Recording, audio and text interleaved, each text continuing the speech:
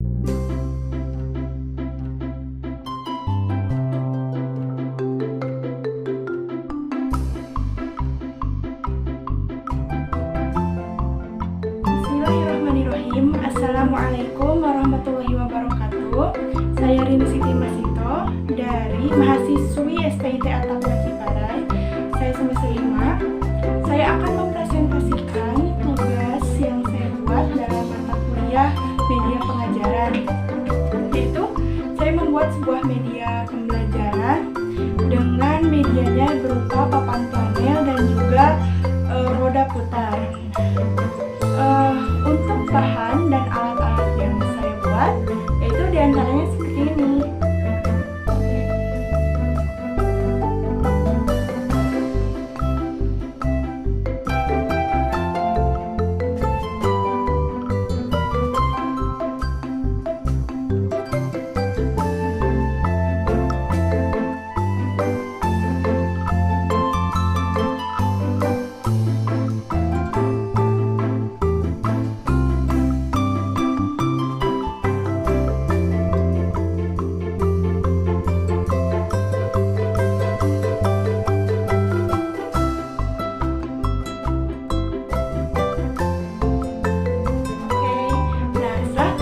Dan bahannya, langsung saja saya akan mempraktekkan bagaimana penerapan media pembelajaran yang saya buat dalam mata pelajaran Sejarah Kebudayaan Islam semester 2 kelas 8 Madrasah Sanawiyah dengan tema yaitu Jejak Peradaban Dinasti Abbasiyah.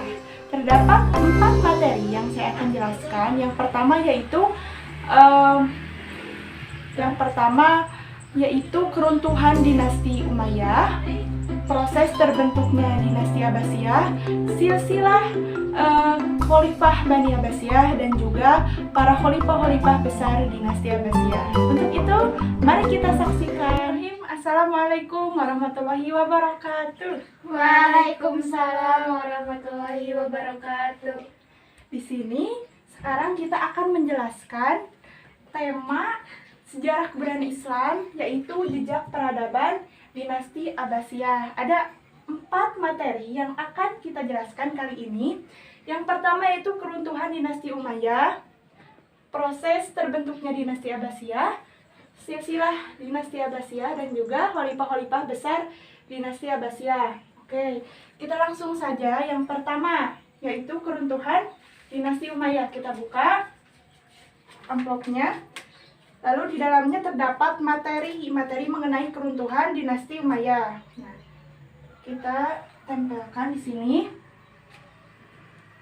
Di dalam materi yaitu dinasti Umayyah berjaya kurang lebih 90 tahun, namun pada akhirnya mengalami masa-masa kemunduran ditandai dengan melemahnya sistem politik dan pemerintahan, di samping munculnya berbagai tekanan dari luar berupa pemberontakan. Kekhalifahan Bani Umayyah sangat lemah dan tidak bisa mengendalikan pemerintahan dan keamanan, terutama setelah pemerintahan Hisam bin Abdul Malik. Selain ini juga ada beberapa penyebab, diantaranya figur khalifah yang lemah, juga tidak adanya tatanan cara untuk memilih khalifah.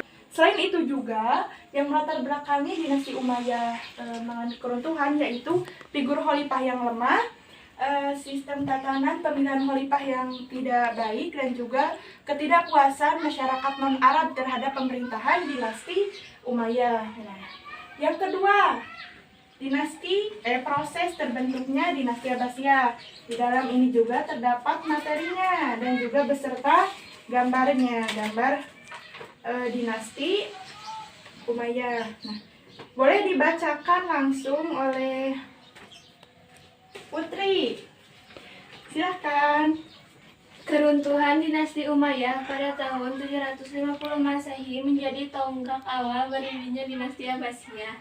Khalifah pertama adalah Abdullah As-Saffah bin Muhammad bin Ali bin Abdullah bin Abbas bin Abdul Muthalib. Dinamakan dinasti Abbasiyah karena para pendirinya adalah keturunan Abbas bin Abdullah Muthalib.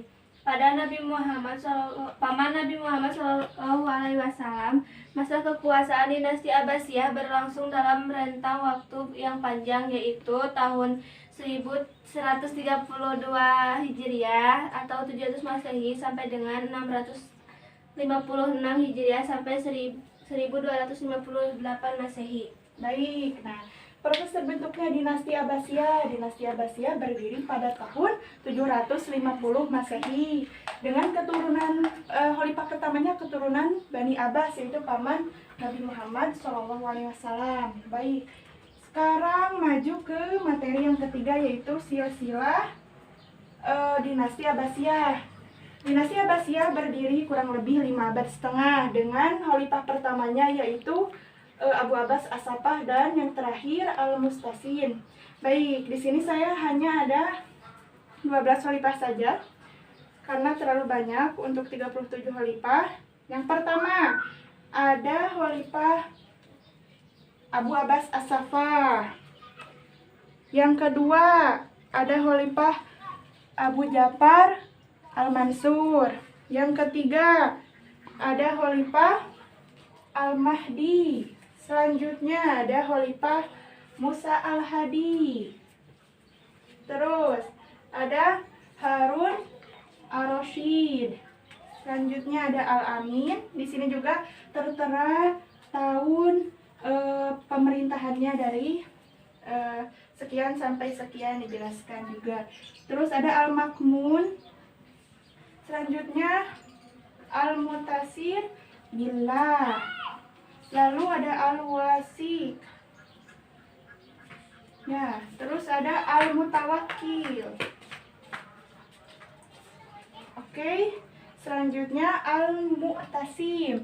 Dan yang terakhir, yang ke-12, yaitu ada Al-Musta'in. Ya. Nah, begitulah silsilah dinasti Abbasiyah, para khalifah-khalifah yang menjabatnya.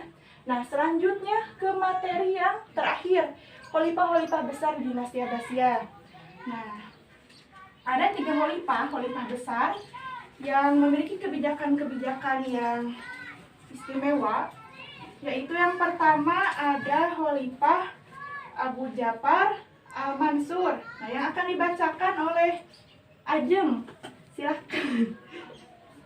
Silahkan Ajeng dibacakan. Khalifah Abu Ja'far Al-Mansur 136 sampai 198 Hijriah atau 754 sampai 775 Masehi. Khalifah Abu Ja'far Al-Mansur adalah khalifah kedua Bani Abbasiyah, putra dari Muhammad bin Ali bin Abdullah bin Abbas bin Abdul Muthalib, dilahirkan di Hamimah pada tahun 101 Hijriah. Di antara kebijakan dalam pemerintahan yaitu menjadikan wazir sebagai koordinator kementerian. Khalifah Abu Ja'far Al-Mansur juga mendirikan kota Baghdad. Al-Mansur juga mendirikan sebuah perguruan tinggi sebagai gudang pengetahuan yang diberi nama Baitul Hikmah. Baik, seperti itulah pemaparan materi penjelasan mengenai jejak peradaban dinasti Abbasiyah. Nah, di sini ada 2 gulungan. Yang pertama ini yaitu peta kekuasaan dinasti Abbasiyah. Nah, seperti ini peta kekuasaannya. Mulai dari Lebanon, Cordoba, Tripoli, dan juga ke daerah Damaskus. Ini seperti ini peta kekuasaan dinasti Abbasiyah. Oke, ya. Selanjutnya yaitu ke sesi pertanyaan. Nah, di sini saya menggunakan media roda berputar untuk sesi pertanyaannya. Ada 4 pertanyaan sesuai dengan warnanya, ada 4 juga. Nah, langsung saja ke pertanyaan pertama oleh Putri. Silahkan. Ya, boleh diputar.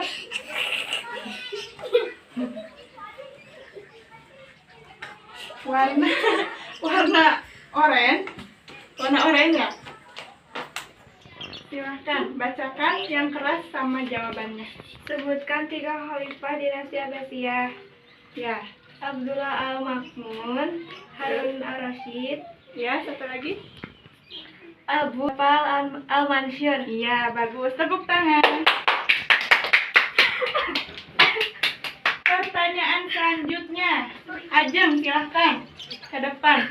Ininya kita ubah arahnya. So, silahkan. 1, 2, 3. Oh, sekali lagi yang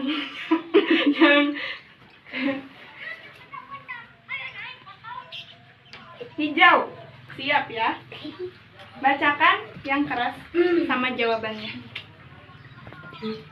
Pada tahun berapa berdirinya dinasti Abbasiyah? Iya, ada tahun? 250 Masehi. Iya, bagus. Tepuk tangan juga untuk Ajeng.